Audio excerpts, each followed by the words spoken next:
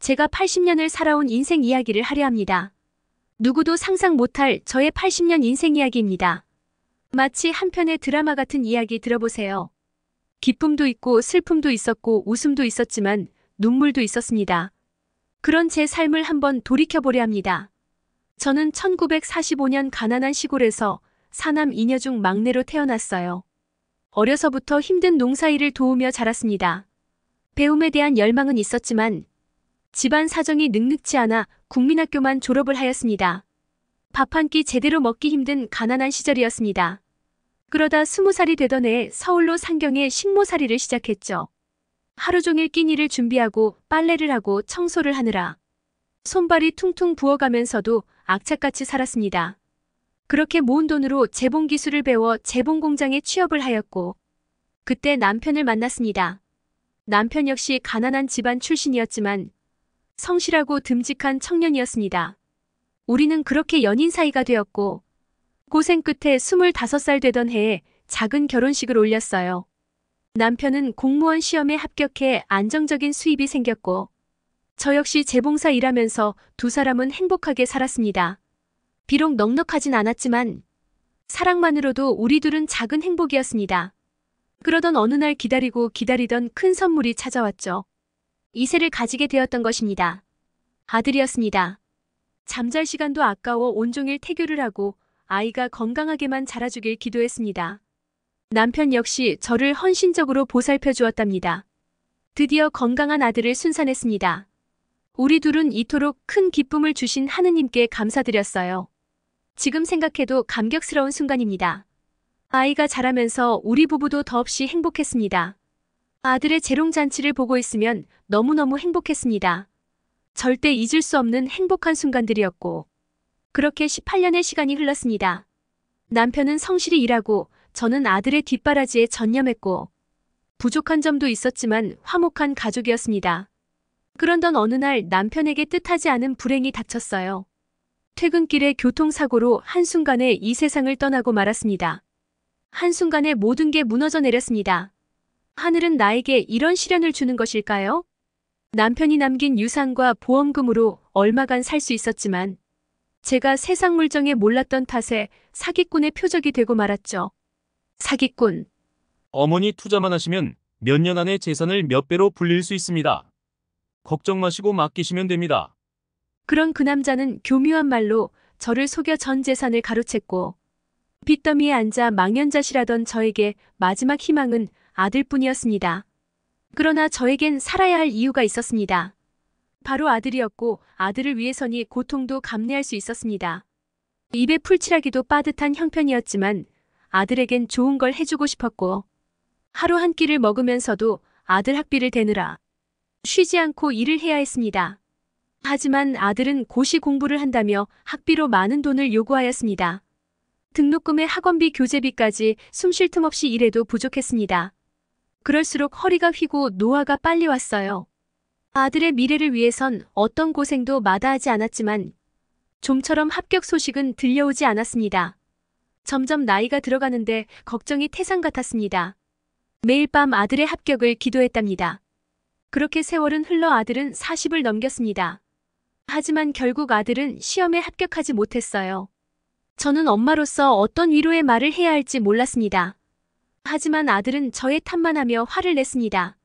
엄마가 뒷바라지를 잘못해서 인생이 꼬였다며 저를 원망했습니다. 아들의 말에 가슴이 미어지는 것 같았습니다. 그러던 어느 날 여자친구가 생겼다며 결혼하겠다고 하는 거예요. 근데 결혼하려면 아파트가 있어야 한다는군요. 저는 한숨부터 내쉬었어요. 그래도 저는 아들의 장래가 걸린 문제라 생각했습니다. 은행에서 빚을 내고 제 노후 자금까지 보태고 이리저리 지인에게 돈을 빌려 겨우 아파트를 장만해 주었습니다. 아들도 처음에는 엄마 고마워요. 평생 잊지 않을게요 라며 고마워했죠.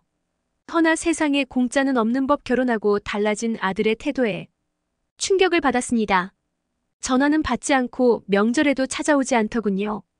손주 낳고도 얼굴 한번 보러 오지도 않고 한 번씩 만나면 돈 타령뿐이었습니다. 살기 위해 허리가 휠 정도로 고된 일을 했지만 버린 게 취급하는 아들의 모습에 황망할 뿐이었습니다. 내 자식이 맞나 싶고 어디서 잘못된 걸까 자책도 하였습니다. 하지만 지금 와서 후회한들 무슨 소용이겠어요. 어쩌다 이런 팔자를 살게 된 걸까요? 젊은 날 고생했으니 노년에는 편히 살 줄 알았는데 삶은 녹록지 않네요. 아들에게 아파트를 사준 뒤로 연락조차 받지 못하고 쓸쓸히 살아가던 어느 날이었습니다. 마침 추석이 다가와 아들 내외를 먼 발치도 보고 싶은 마음에 집 앞을 서성이고 있었습니다. 그때 울리는 핸드폰 벨소리에 가슴이 두근거렸습니다. 화면에 뜬 건 다름 아닌 아들이었습니다. 무슨 일로 연락을 했을까? 추석인데 같이 보내자는 걸까? 상상만으로도 설레는 마음을 감출 수 없었습니다. 여보세요. 응, 우리 아들 오랜만이구나. 하지만 돌아오는 건 힘 빠진 아들의 목소리였습니다. 엄마 큰일 났어요. 회사에서 공금 횡령이 발각될 위기예요. 3천만 원만 빨리 보내주시면 안 될까요? 제발 도와주세요. 저는 순간 머리가 하얘지며 식은 땀이 나더군요. 아들이 그런 범죄를 저지를 리 없는데 하지만 엄마로서 외면할 순 없었습니다. 떨리는 목소리로 대답했습니다. 알았어. 내가 당장 어떻게든 마련해 볼게. 넌 엄마 믿고 기다려. 평생 허리가 휠 정도로 고된 노동을 해온 대가로 모은 돈이 2천만 원이 전부였지만 한 푼도 아끼지 않고 아들에게 송금했습니다. 이 돈이면 횡령 누명을 벗을 수 있을 거라 믿으며 기도했죠. 앞으로 노후자금 없이 살아갈 막막함과 두려움이 밀려왔지만 아들 걱정이 더 앞섰습니다. 내 아들 교도소 가는 꼴은 보고 싶지 않았습니다. 내가 고생하면 어떠냐 그렇게 생각하며 보낸 돈으로 무사히 해결되길 바랬습니다. 그런데 3일 뒤 경찰서에서 연락이 왔습니다. 알고 보니 그 전화는 뉴스에서만 보던 보이스피싱이었습니다. 경찰관의 이야기를 듣는 순간 하늘이 무너지는 것 같았습니다. 이게 무슨 악몽이란 말입니까? 속이 뒤집히고 눈앞이 캄캄해졌습니다. 이런 믿기 힘든 현실 앞에 그만 쓰러지고 말았죠. 정신을 차려보니 병원 응급실이었습니다. 의식이 돌아온 후에도 멍하니 천장만 바라보며 아무 생각이 없었습니다. 내가 무슨 큰 죄를 지었길래 이런 시련을 겪어야 하나. 내 팔자가 왜 이런 걸까? 다행히 의료보험 덕분에 병원비 부담은 없었지만 퇴원 후 갈 곳이 막막하더군요. 전 재산을 날리고 월세도 밀려 쫓겨날 처지가 된 거예요. 하지만 아들에게는 알리고 싶지 않았습니다. 내가 아무리 궁해도 새 가정을 가진 자식한테 짐이 되고 싶지 않았습니다. 내 앞가림은 내가 해야지. 그런 각오로 일어서는데 예상치 못한 복병이 제 앞길을 가로막더군요. 오랫동안 방관했던 당뇨병과 고혈압으로 쓰러져 한동안 입원했던 거죠. 의사는 투석해야 할 만큼 상태가 심각하다고 하지만 당시엔 수중에 한 푼도 없었습니다. 병원비는 고사하고 약값조차 될 형편이 못 됐죠. 차마 친구나 친척에게 사정할 염치도 없었고요. 그날 이후로 전거리를 떠도는 신세가 되고 말았습니다. 거리를 방황하며 쪽잠을 자던 어느 날 문득 아들 생각이 간절해졌습니다. 우리 아들 엄마가 이런 신세라는 걸 알면 어떤 기분일까? 딱 한 번만이라도 따뜻한 밥 한 끼 사주면 안 될까? 하지만 막상 연락하려 망설여졌습니다. 어디서 무얼 하고 사는지, 심지어 여전히 내 번호를 알아보게 할런지 자신이 없었거든요. 그래도 한 달에 한두 번씩 전화를 걸었습니다. 어머니 무슨 일이세요?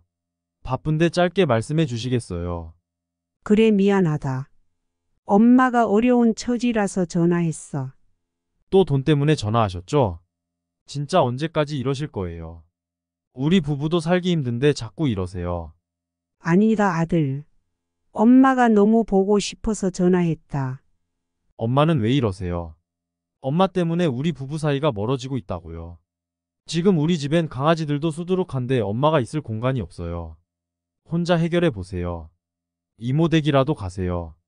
순간 머리에 핏발이 서면서 목이 콱 막히는 느낌이었습니다. 그동안 내가 뼈를 깎는 고통을 견디며 번 돈으로 키웠는데, 자식 하나 보고 살았는데, 정작 아들은 엄마를 걔보다 못한 취급하니 기가 막힐 노릇이었죠. 더는 아들에게 매달릴 자존심도 없어 이를 물고 돌아섰습니다. 하지만 가진 게 없으니 갈 데가 막막하더군요. 교회에서 밥도 얻어먹고 공원 벤치에서 쪽잠을 자며 연명했습니다. 그렇게 반포기 상태로 버티다 보니 건강은 급격히 악화되었고 폐렴에 걸려 병원을 전전하고 영양실조로 탈진에 쓰러지기 일쑤였습니다. 하지만 병원비는커녕 약값조차 없었습니다. 고통 속에 신음하며 한 달에 한두 번씩 아들에게 연락했지만 번번이 무시당하고 말았습니다. 이제 저는 모든 걸 내려놓고 편한 길을 선택하려 합니다.